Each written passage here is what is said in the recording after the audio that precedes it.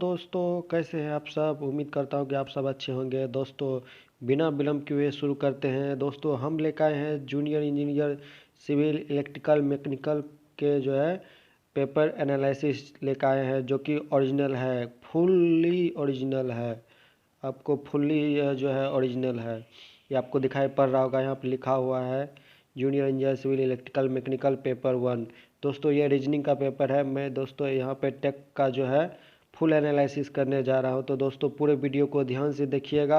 अगर आप चैनल पे नए हैं तो हमारे चैनल को सब्सक्राइब कीजिए और अपने दोस्तों को साथ शेयर कीजिए। और दोस्तों, हम हर एक एग्ज़ाम से रिलेटेड अपडेट आप लोग को देते रहता हूँ।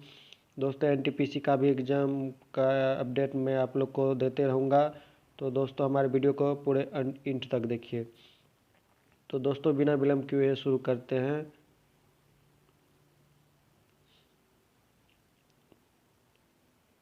देखिए दोस्तों, यह इलेक्ट्रिकल इंजीनियरिंग का पार्ट बी है, जो कि सेक्शन 1 है। यहाँ का पहला क्वेश्चन है, फॉर्म फैक्टर गुना पीक फैक्टर बराबर व्हाट। दोस्तों, यहाँ पर लिखा गया है फॉर्म फैक्टर और पीक फैक्टर के बीच जो है क्या रिलेशन है। दोस्तों, हम इसका एक आसान सा ट्रिक आप लोग को बता देता हूँ। देखिए दोस्तों, यहाँ पे हम 3 लाइनें खींच देंगे। देखिए, सबसे ज़्यादा होता है वो पीक फैक्टर होता है। उसके बाद जैसे आप बीच में मीडियम में जाएगा तो आप इसको आरएमएस वैल्यू ले लीजिए, आरएमएस वैल्यू यहाँ पे ले लीजिएगा। उसके बाद नीचे में आप जो है इसको एवरेज वैल्यू ले लीजिएगा। दोस्तों, याद करने का सबसे आसान तरीका है, अगर आपको पीक फैक्टर पूछा जाए तो आप दोस्तों ये वाली लाइन और ये वाली लाइन को आप मिला के ले लीजिए। जैसे पीक फैक्टर पूछा है तो पीक बटे हो जाएगा आपका आरएमएस, और जब आपको फॉर्म फैक्टर पूछा है तो आपका हो जाएगा एवरेज बटे, यदि आरएमएस बटे हो जाएगा एवरेज। तो अब दोस्तों, यहाँ पे देखिए आपको पूछा है फॉर्म फैक्टर और पीक फैक्टर में रिलेशन, तो आपको दोस्तों इजी हो जाएगा। देखिए यहाँ पे आरएमएस बटे आपको हो जाएगा यहाँ पे एवरेज, ठीक है। और पीक फैक्टर बराबर आपका हो जाएगा पीक, जो कि ऊपर में टॉप में बताए थे, पीक बटे हो जाएगा आपका आरएमएस। आप यहाँ से आरएमएस को काट सकते हैं। आपके पास कौन रिलेशन बचा, पीक बटे एवरेज। पीक वैल्यू को ही दोस्तों यहाँ पे हम जो है इसको मैक्सिमम वैल्यू कहते हैं। तो यहाँ पे दोस्तों आपका ऑप्शन 1 जो है यहाँ पे आपको करेक्ट है, ऑप्शन 1 आपका करेक्ट है। चलिए दोस्तों, दूसरा नंबर का क्वेश्चन है, creeping is term related to the instrument. दोस्तों, क्रीपिंग किस इंस्ट्रूमेंट से संबंधित है ये पूछा गया है। दोस्तों, बहुत इजी क्वेश्चन आया था और उम्मीद करते हैं कि इस बार भी बहुत इजी क्वेश्चन आएगा। और आप लोग इसके 29 तारीख का जो एग्ज़ाम हुआ था उसका भी आप लोग एनालिसिस करके देख ही चुके हैं। देखिए दोस्तों, 2 नंबर का क्वेश्चन है कि क्रीपिंग रिलेटेड किससे है। तो दोस्तों, हम जानते हैं कि क्रीपिंग जो है इंडक्शन टाइप एनर्जी मीटर जो है उसमें होता है।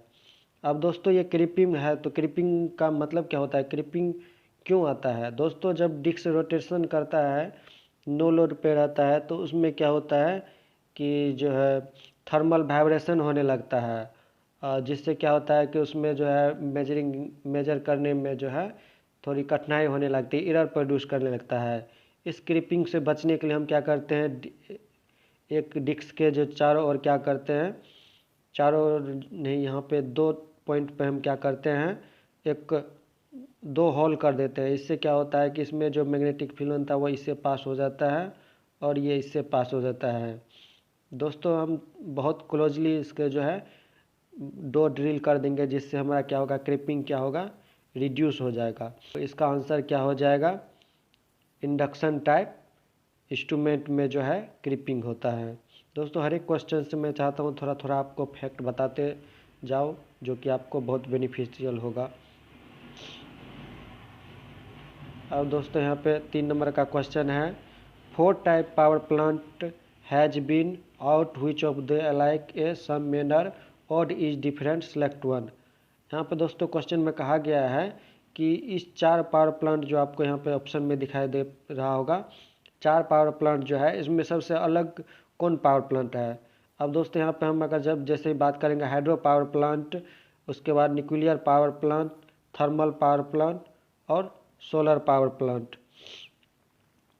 अब दोस्तों यहाँ पे देखिए ये तीनों प्लांट जो है, ये हाइड्रो, न्यूक्लियर और थर्मल जो है हमारा कन्वेंशनल प्लांट है, जो कि इसका मात्रा बहुत लिमिट में अवेलेबल है। दोस्तों वाटर को हम रख सकते हैं क्योंकि वाटर भी एक दिन ख़त्म हो जाएगा, समाप्त हो जाएगा, इसलिए यह लिमिट मात्रा में जो है हमारे पास अवेलेबल है। और दोस्तों ये जो है सोलर पावर प्लांट, ये जल्दी ख़त्म नहीं होगा, इसलिए हम इसको नॉन कन्वेंशनल में रखे हैं, ताकि जो है ये जो है हमें ऊर्जा प्रदान करते रहे जब तक हो तब तक। इसलिए यहाँ पे जो है ये ऑप्शन आपको सबसे अलग लग रहा है। उसके बाद दोस्तों नेक्स्ट क्वेश्चन है, a coil of 360 turns is likely by flux 200 microweber if flux is reverse 0.01 second then EMF is induce. यहाँ पे दोस्तों कहा गया है कि एक कॉइल है जिसमें क्या है 300 टर्न है और उसमें फ्लक्स जो है 200 माइक्रोवेबर है, और यह क्या होता है रिवर्स हो जाता है कितना सेकेंड में, 0.01 सेकेंड में। तब आप इसका ईएमएफ बताइए। दोस्तों हम इसका फार्मूला जानते हैं, यहाँ से E बराबर होता है N/dt। ये फार्मूला आप लोग शायद पढ़े होंगे। अब दोस्तों ये फार्मूला पर जैसे हम यहाँ पे इसको पुट करेंगे तो यहाँ पे देखिए E बराबर जैसे लिखेंगे तो यहाँ पर हो जाएगा 360 टर्न तो लिखेंगे ही, साथ में क्या करेंगे यहाँ पे 200 माइक्रोवेबर है, और ये क्या होता है रिवर्स हो जाता है, यानी 200 400 हो गया, 400 बट्टे आपका यहाँ पे हो जाएगा 0.01 से। अगर हम इसको कट आउट करेंगे, कैंसिल आउट करेंगे तो हमारा आंसर आ जाएगा 4.4 वोल्ट, 14.4 वोल्ट आपका आंसर आ जाएगा। तो हम यहाँ पे इसका ऑप्शन कौन सही हुआ, बी नंबर का ऑप्शन सही हुआ। उसके बाद नेक्स्ट क्वेश्चन है दोस्तों,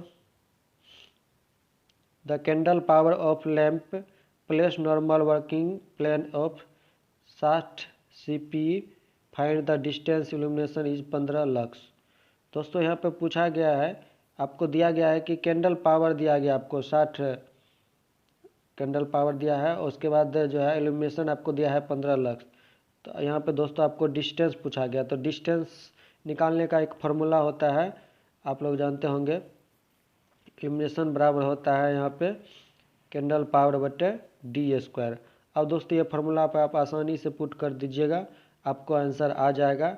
CP का मान यहाँ पे 60 है, उसके बाद I का मान यहाँ पर 15 है, 15 चौका 60, उसके बाद रूट में लाइएगा, रूट में 4 आएगा तो इसका मान हो जाएगा 2, इसलिए इसका आंसर क्या हो जाएगा दोस्तों, 2 मीटर।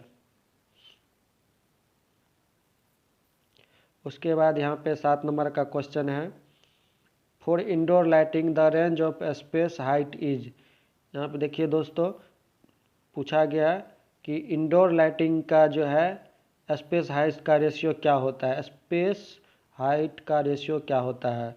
दोस्तों ये कुछ याद करने वाला भी क्वेश्चन आ जाता है, जैसे जो हमेशा पूछता है कुछ ऐसा क्वेश्चन जो कि आपको याद करना ही पड़ेगा, जैसे आपका इल्यूमिनेशन से कुछ क्वेश्चन ऐसा है जो कि याद करना पड़ेगा, इसलिए दोस्तों इसको याद कर लीजिए। इसका आंसर हो जाएगा आपका 1.12, 1:12।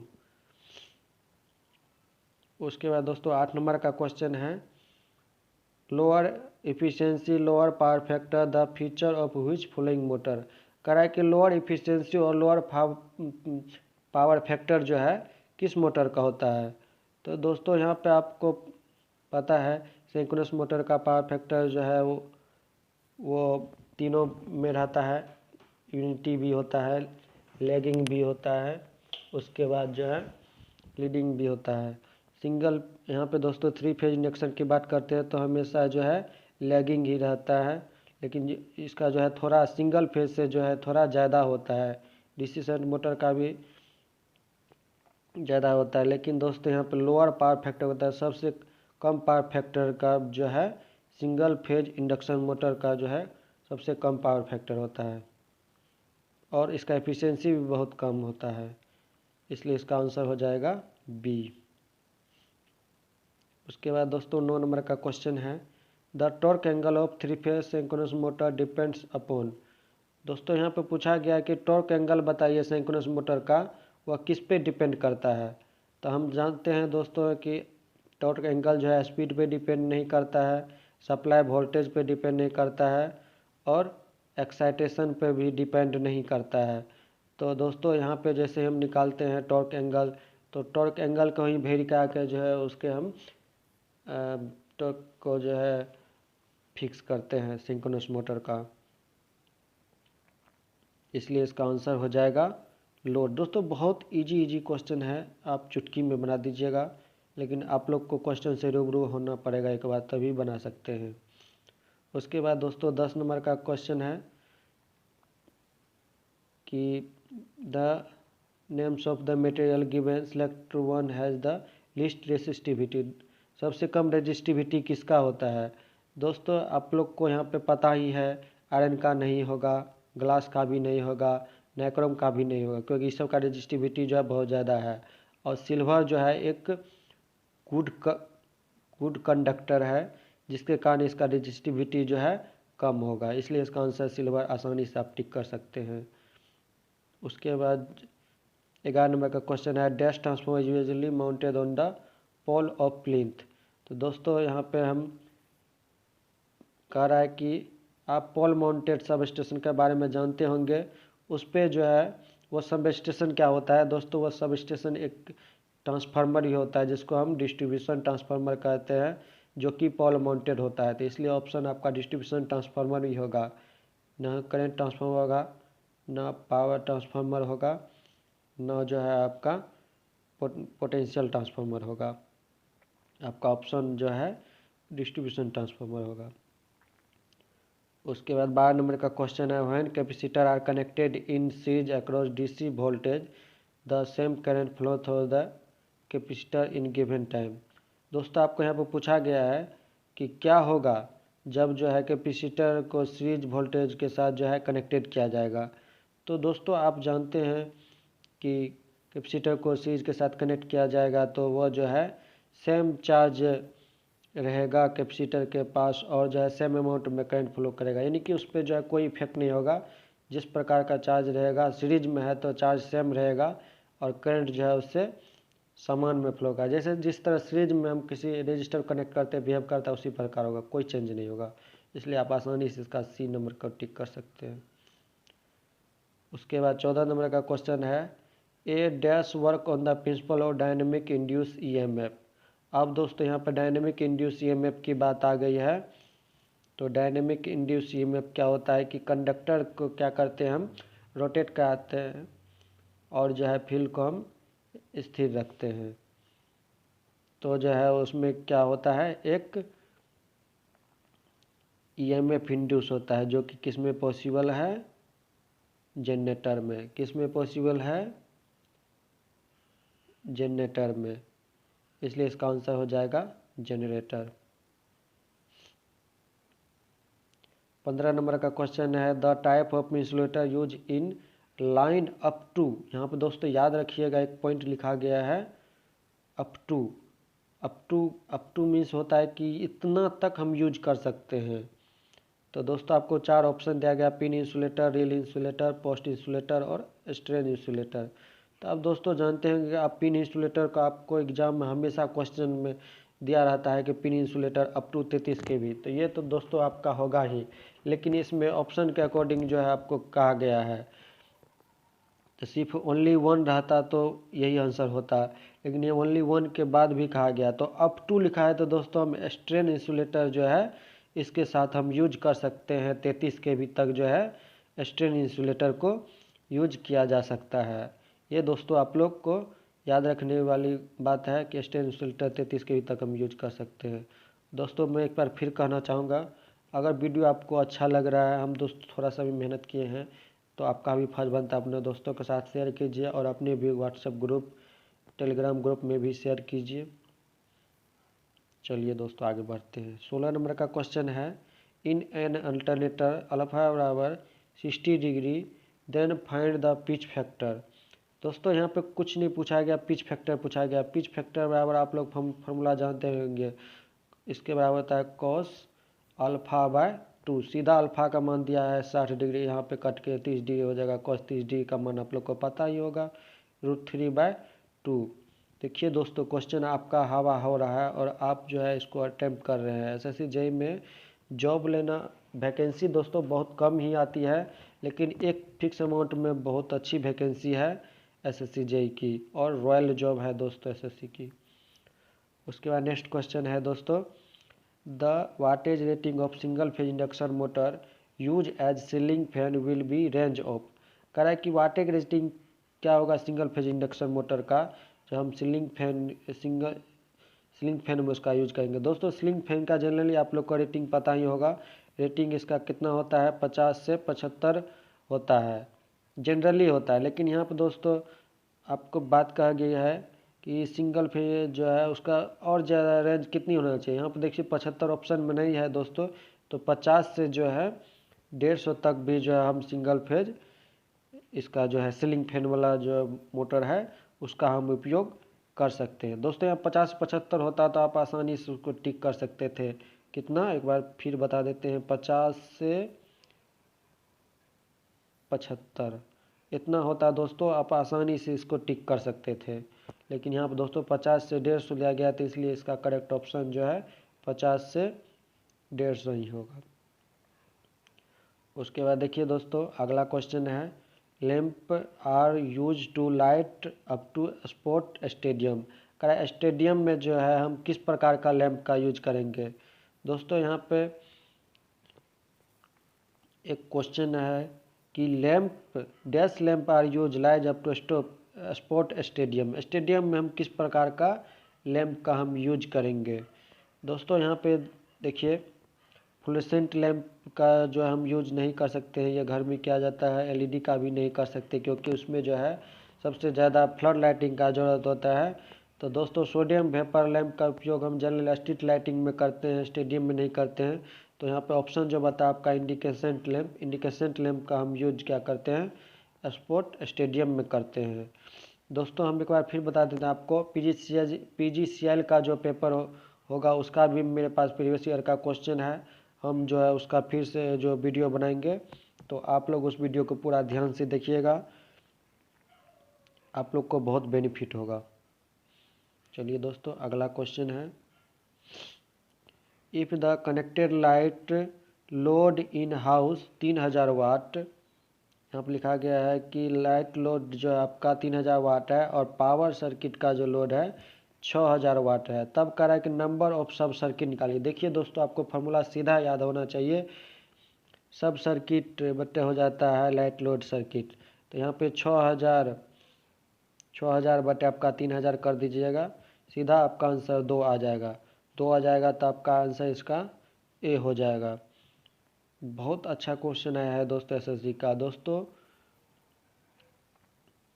देखिए नेक्स्ट क्वेश्चन है 20 नंबर का, the residential distribution system employ for. यहाँ पे देखिए दोस्तों आपको पूछा गया रेसिडेंटल यानी कि घरेलू डिस्ट्रीब्यूशन सिस्टम में आप क्या यूज करिएगा। आपका ऑप्शन के अनुसार आप यहाँ पे देखिए लिखा है 2 phase 4 wire, 3 phase 4 wire, single phase 2 wire, 3 phase 3 wire. देखिए दोस्तों आप घरेलू घर की बात आ गया है, तो घर की बात में हम यूज करते हैं सिंगल फेज 2 वायर। एक फेज होता है और एक न्यूट्रल होता है। इससे हम क्या करते हैं, घरेलू डिस्ट्रीब्यूशन सिस्टम को डिजाइन कर सकते हैं। लेकिन दोस्तों यहाँ पर है 3 फेज 4 वायर, इसका उपयोग हम सेकेंडरी डिस्ट्रीब्यूशन सिस्टम में करते हैं। किस में करते हैं, सेकेंडरी डिस्ट्रीब्यूशन सिस्टम में। और देखिए दोस्तों यहाँ पे एक बात और लिखी गई है 3 फेज 3 वायर, तो इसका उपयोग हम जनरली ट्रांसमिशन के पर्पस के लिए करते हैं, क्योंकि न्यूट्रल केस में रिक्वायरमेंट हमें नहीं होती है। और 2 फेज 4 वायर होता है जो कि स्पेशल पर्पस के लिए जो है हम इसको डिजाइन करते हैं। तो दोस्तों अभी ये इसका पार्ट 1 था। उम्मीद करता हूँ कि आप लोग को वीडियो बहुत हेल्पफुल होगा। अगर हेल्पफुल है तो दोस्तों के साथ शेयर कीजिए और हमारे वीडियो को लाइक कीजिए। और वीडियो देखने के लिए अंत तक बहुत बहुत धन्यवाद।